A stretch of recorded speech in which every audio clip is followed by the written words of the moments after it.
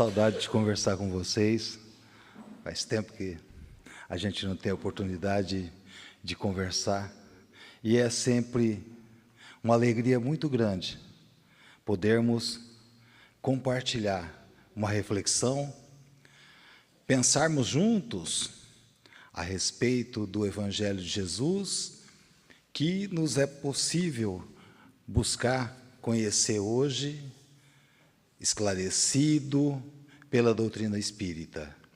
E nós vamos continuar com o capítulo 2, retomando o estudo do Evangelho. Nós vamos retomar o capítulo 2, Meu reino não é deste mundo, que nos esclarece sobre a posição de Jesus, que enquanto àquela época esperavam um rei guerreiro, um rei que tomasse o poder material, ele vem e não cumpre essa expectativa. Até por isso ele foi sacrificado. Ele nos ensina que o seu reino não é este, que o seu reinado não é este que esperavam. E talvez hoje, em muitos aspectos, nós continuemos esperando esse tipo de reinado material de Jesus. E é isso que a gente vai tentar conversar e pensar juntos hoje. Então, capítulo 2, Meu reino não é deste mundo, e nós vamos abordar hoje o item 4 do Evangelho segundo o Espiritismo, que tem por título A Realeza de Jesus. Esse capítulo tem por base o Evangelho de João 18. Esses dois trechos que a gente tem aqui, falas de Jesus, respondendo a Pilatos: o meu reino não é deste mundo. Se meu reino fosse deste mundo, os meus ministros se empenhariam por mim, para que eu não fosse entregue aos judeus. Mas agora meu reino não é daqui. E a outra fala: então lhe disse Pilatos: logo tu és rei? Ou em algumas traduções, tu és rei dos judeus? E Jesus responde: tu o dizes que sou rei. Eu para isso nasci, e para isso vim ao mundo, a fim de dar testemunho da verdade. Todo aquele que é da verdade ouve a minha voz. Ele não nega que ele é rei. Os profetas do Antigo Testamento anunciavam de há muito a vinda de um rei. Zacarias dizia: eis que o rei vem a você, justo e vitorioso. Jeremias dizia: sendo rei, reinará e agirá sabiamente. Também Isaías anunciava a vinda de um rei. Reinará com imparcialidade e justiça no trono de Davi. Então, os profetas antigos, já anunciavam a vinda de um rei. E o último dos profetas, João Batista, que a gente comemora, o dia dedicado a ele amanhã, por coincidência, também fez cumprir a profecia de Isaías, e foi a voz que clamou no deserto, anunciando a vinda do Salvador. Arrependei-vos, porque o reino dos céus está próximo, dizia ele. Mas, como dito, as pessoas esperavam um rei como Davi, que tomou e unificou o reinado de Israel naquela época, né, dos judeus, pela força, pela habilidade que ele tinha para a guerra, para governar. E as pessoas esperavam que esse rei fosse como Davi, que após vencer, né, o gigante Golias, ele assume o trono de Israel e governa por muitos anos. Mesmo os discípulos evangelistas procuram atestar, procuram provar aos judeus, principalmente no caso Lucas e Mateus, que eram judeus, eles procuram provar aos judeus que Jesus tem a descendência de Davi, né? No seu evangelho traz a genealogia, a descendência de Jesus, que chega de Abraão, Davi, até José. O outro traz lá do jardim do Éden, passando também por Davi, e chegando à descendência de Maria. Mas eles procuravam dar um alento, uma resposta aos judeus da época, que esperavam esse rei descendente de Davi. Mas ele vem e nos afirma: meu reino não é esse que vocês imaginam, não é esse que vocês estão esperando. Entregue ao sacrifício, ele nos mostra um caminho diferente. Mas quando ele diz que o seu reino não é aqui, será que a sua mensagem não nos serve? E aí lá no Evangelho segundo o Espiritismo, nesse item 4, diz: será que ele não tem uma realeza que valha, que tenha valor aqui na terra também? Já que ele afirma que ele não tem essa realeza, esse poder temporal dos reis, será que esse reinado que ele nos afirma também não tem valor aqui na terra?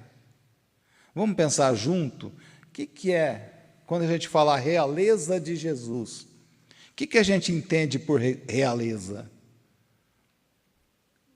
Às vezes a gente ouve falar, olha, isso aqui pertence à realeza, né? São terras que pertencem à realeza, ou posses que pertencem à realeza, principalmente quando a gente, né, a realeza mais próxima, né, o reinado mais presente, que a gente ouve muito, é da Inglaterra, né? Então, isso pertence à realeza. Se a gente buscar lá no dicionário, essa palavra se refere ao monarca, né? Ao rei e à sua família. Eles compõem a realeza, né? E tem muito valor essa árvore genealógica, essa descendência que vai transmitindo, né? na ótica antiga, as pessoas do sangue azul, né? Apesar que, se a gente for ver, se tiver com sangue azul, está com problema, né? Tá com algum problema de cianose, alguma coisa desse tipo. Mas dizia-se, né, eram pessoas de uma descendência que tinham sangue azul, era a realeza. Mas também, se a gente for um pouquinho mais a fundo no entendimento, a realeza é o poder do rei, é a autoridade. Nós estamos falando aqui, quando a gente fala de realeza de Jesus, nós estamos não nos referindo a essa descendência, mas principalmente a autoridade, o poder do rei. A autoridade, e aí a gente vai tentando entrar no sentido da palavra, né? O que é autoridade? É o direito, a habilidade, o poder de comandar e se fazer obedecer. Isso o rei tinha, né? E ai de quem não obedecesse, né? Os reis tinham esse poder de se fazer obedecer, e ai de quem não obedecesse. Eles tinham esse poder, essa autoridade formal, que é do cargo, que é da posição que se ocupa, né? No nosso meio, por exemplo, muitas pessoas têm essa autoridade em função do cargo ou da posição que eles ocupam. Por exemplo, um juiz de direito, um comandante da polícia, um delegado, eles têm esse poder da autoridade pelo cargo que eles ocupam. E, em relação aos reis, também eles tinham esse poder que, principalmente nos reinados, né, era um direito que vinha por descendência. Você tinha o poder porque você era filho, herdava de pai para filho. No reinado dos Incas, né, dizia-se que esse poder vinha porque o Inca, né, o rei deles, era descendente do deus Sol, assim como o faraó tinha o poder absoluto sobre todos, porque ele também era descendente dos deuses.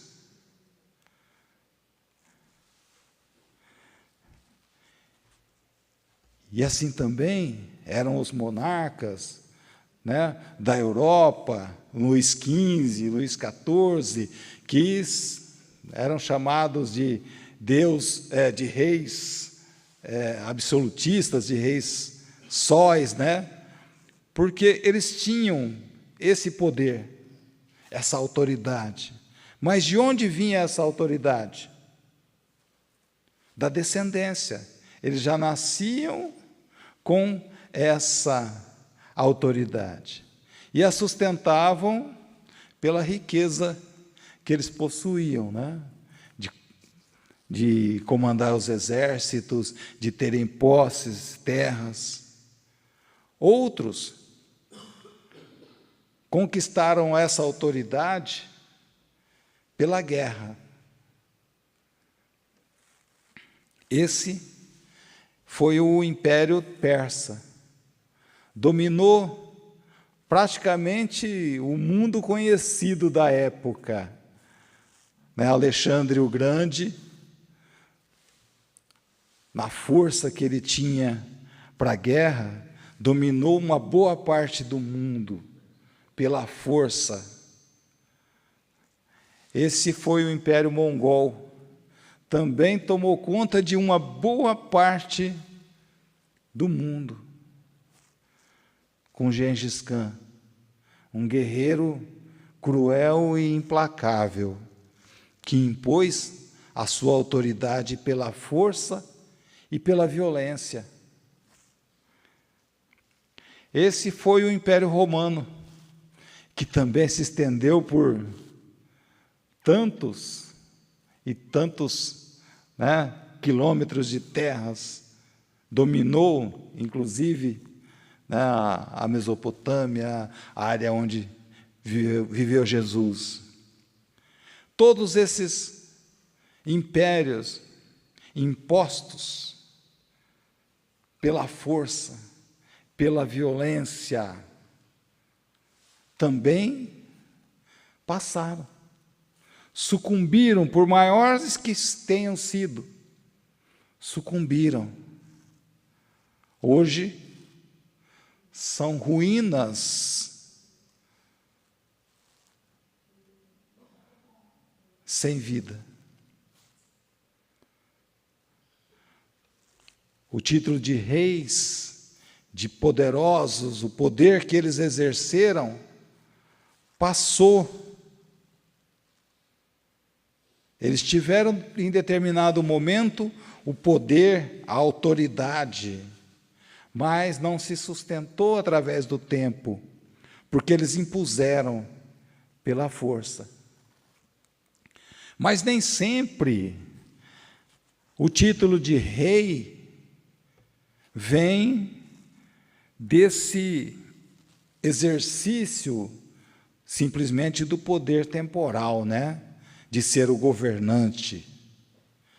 Quantas vezes a gente chama de reis aqueles que, por seu mérito, pelo seu destaque, eles alcançam, a posição de destaque. Eles têm a autoridade, não da formal, imposta pela força, pela descendência. Eles têm a autoridade do conhecimento e da credibilidade.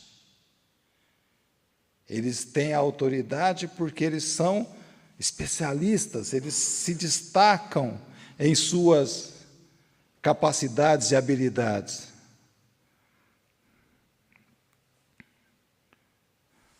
Nesse sentido, nos diz o Evangelho segundo o Espiritismo, é que a gente costuma dizer, rei dos filósofos, Nós não temos o nosso rei do futebol, o príncipe dos poetas,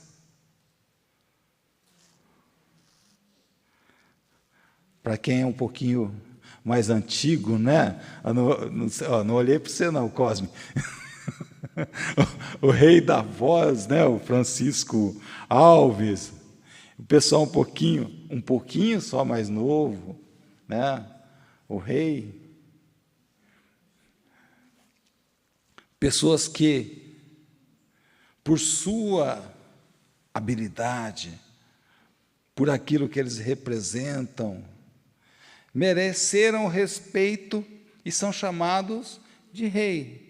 Apenas para nós ilustrarmos, quantos a gente não conhece e que merecem esse título. E essas pessoas atravessam gerações com esse título, atravessam tempos sustentando esse título. E aí a gente pergunta, será que essa realeza que vem do mérito pessoal, do reconhecimento das pessoas, será que ela não é muito maior do que aquela que é imposta pela força, que é imposta pela violência? Ou simplesmente pelo cargo que se ocupa?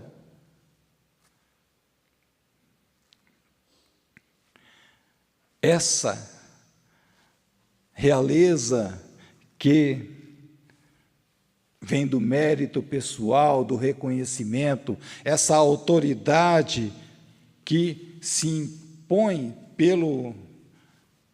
pelo mérito da pessoa, nos diz no livro dos Espíritos, no Evangelho segundo o Espiritismo, ela é imperecível, enquanto que aquela autoridade, a realeza que vem da violência, da imposição, ela é joguete, sujeita a disputas, a intrigas, e ela se torna passageira. A autoridade que vem do mérito, a gente sempre bendiz, mas aquela que é imposta pela força, muitas vezes é amaldiçoada. A realeza terrestre acaba com a vida. Vocês já viram algum rei que continuou a reinar depois de deposto, depois de morto? Ninguém continua reinando, né? Vem outro e toma o seu lugar, a sua autoridade.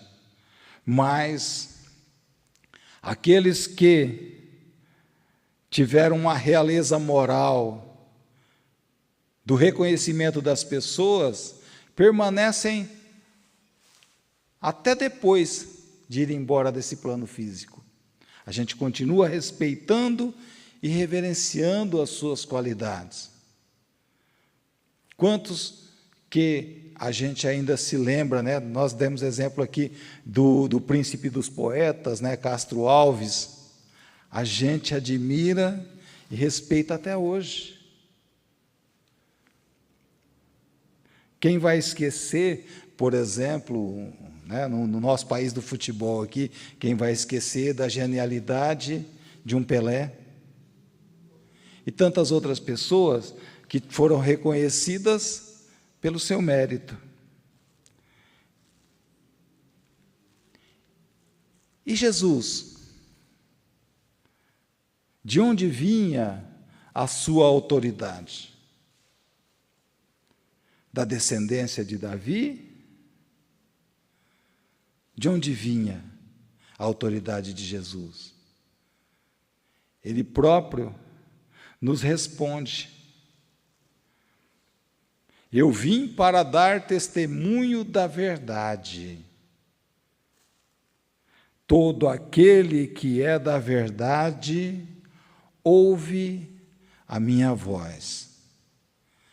A autoridade de Jesus vem de pregar a verdade, de ser fiel ao ensinamento da fraternidade, do amor, da tolerância, ainda que, por conta disso, ele tivesse, como teve que enfrentar, a incompreensão, a perseguição, a violência dos homens.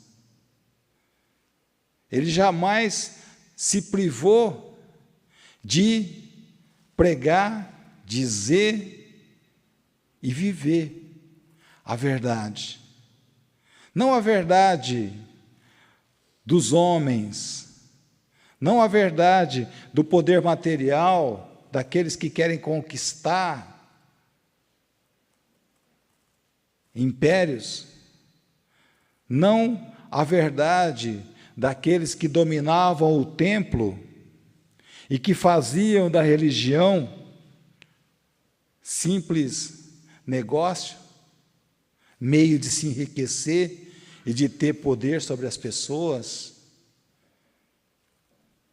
Ele nos mostrou o verdadeiro caminho da compreensão, do perdão, do amor ao próximo. E é essa verdade que é fonte da sua autoridade, do seu poder. Então, sob esse aspecto do mérito, Jesus é muito mais poderoso do que todos esses reis que passaram sobre a terra. É exatamente por isso que ele diz: meu reino não é deste mundo, porque a sua autoridade, a sua realeza não se sustenta das coisas desse mundo, mas se sustenta da verdade do Espírito, da vida que não termina no túmulo, do amor que não se limita às nossas conveniências e ao nosso egoísmo. Mas aí, talvez vocês vão dizer: mas Roça, você veio aqui para falar só isso? É tão simples, né? Você veio, já choveu tanto hoje, você veio chovendo molhado, né? Todos nós já sabemos disso. Mas vamos pensar mais um pouco? Dá para trazer essa reflexão para a nossa vida do dia a dia? Quando a gente fala de poder, de autoridade, dá para trazer para o nosso dia a dia?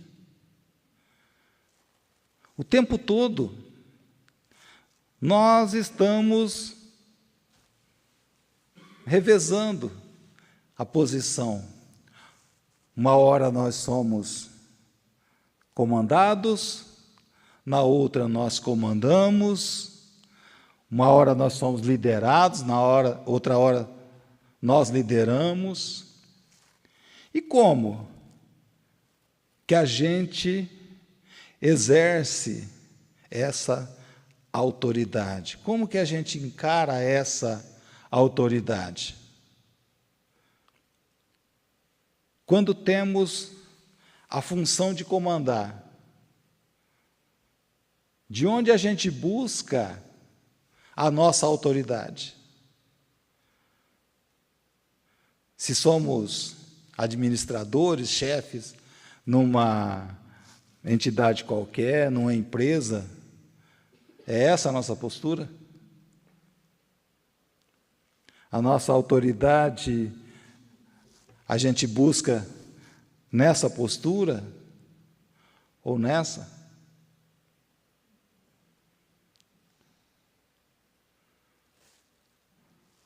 E dentro de casa? É assim? Temos muitas, né? Nós não, mas nós conhecemos um monte de gente, né? A gente não faz isso, mas eu conheço um monte de gente que vive buscando ter a autoridade, não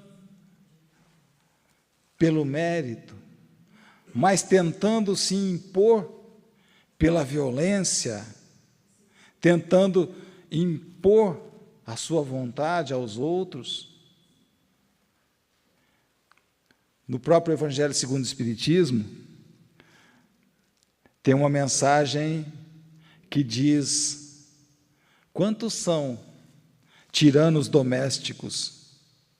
Fazem que suas famílias e seus subordinados lhes sofram o peso do orgulho e do despotismo, não se atrevendo a usar de autoridade para com os estranhos. Buscam fazer-se temidos daqueles que não lhes podem resistir. Envaidecem de poderem dizer: aqui eu mando e sou obedecido. Só se esquecem de acrescentar: e sou detestado também.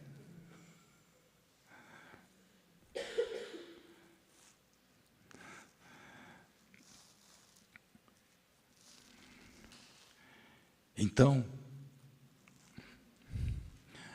quando nós refletimos sobre esse tema do poder da autoridade, podemos buscar em nós como nós exercemos, como nós vivenciamos o poder e a autoridade quando é nossa vez de liderar? Buscamos ter mérito?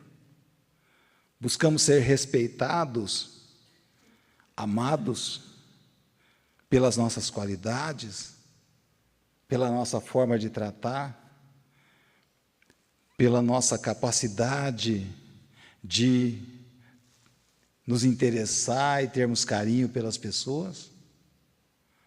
Ou tentamos e deixamos que a nossa vaidade e o nosso orgulho esteja à frente?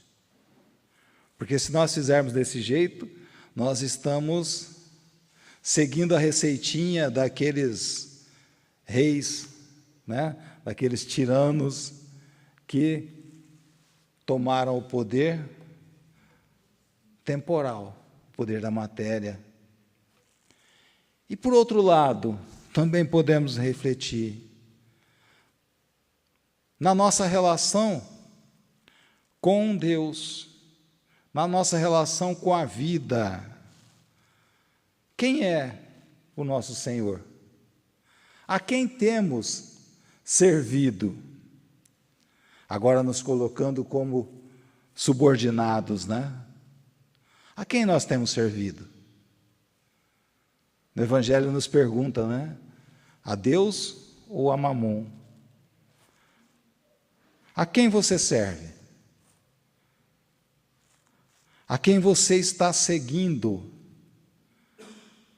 A Jesus, que a doutrina espírita nos recomenda como nosso modelo e guia? Ou, como está muito na moda aí, né? Aos influencers da internet. Outro dia a gente estava conversando, né? Que se alguns desses influencers, né? Está na moda essa palavra, se eles pintarem o cabelo de azul, no outro dia amanhece 2 milhões de pessoas com cabelo azul, né? Vai virar a família dos Smurfs, assim. A quem que a gente tem seguido? A quem nós temos dado o valor? Quem tem autoridade na nossa vida? Aqueles que ostentam os carrões, né? Aqueles que publicam as selfies, ostentam o dinheiro e tantas outras coisas que nos acorrentam pela vida. A quem nós temos servido? A quem nós reconhecemos como autoridades na nossa vida? Quem nós permitimos que comande as nossas ações? Ou temos tomado o caminho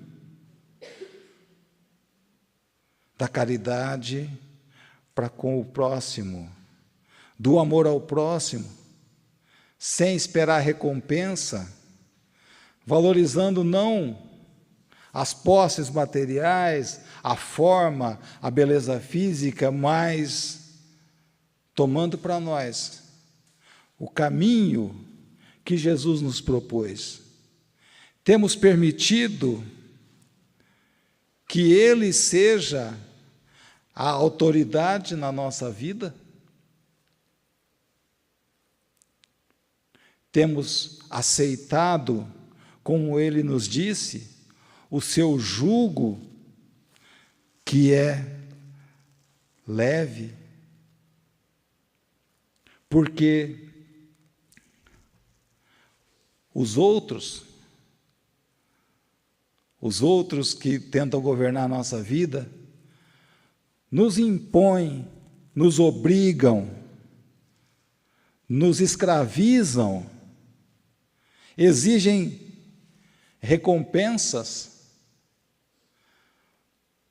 mas o jugo suave de Jesus não nos exige nada, nos espera sempre de braços abertos, permite que a gente viva e busque o seu caminho com liberdade. Nos espera como filhos pródigos, sempre de braços abertos. A quem nós desejamos servir? Aquele que nos escraviza ou aquele que nos mostra um verdadeiro caminho e que não nos impõe esse caminho?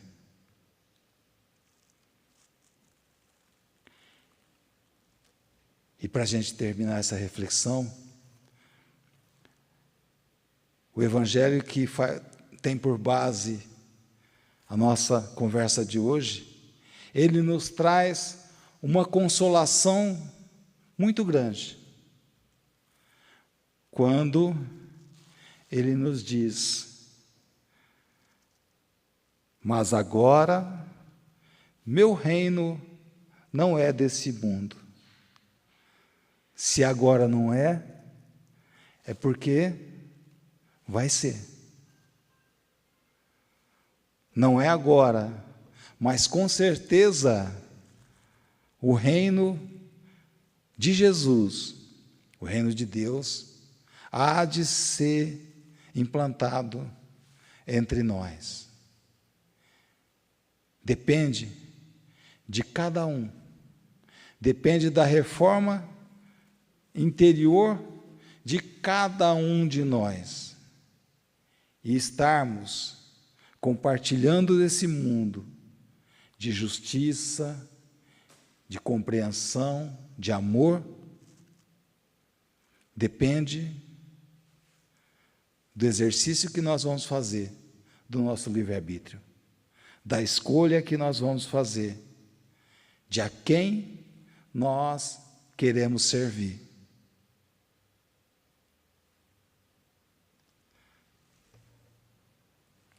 Que a autoridade nas nossas vidas seja a do Cristo. Que a verdade prevaleça em nossas mentes, nos nossos corações, nas nossas vidas.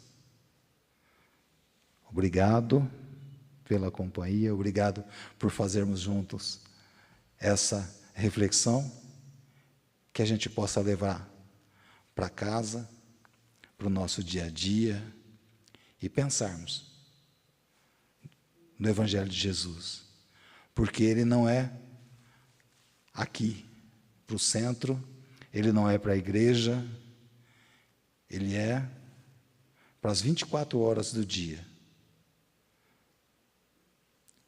Todo instante, todo acontecimento, toda interação na nossa vida, cabe o Evangelho de Jesus, que a gente possa vivê-lo intensamente. Muito obrigado, uma ótima noite a todos.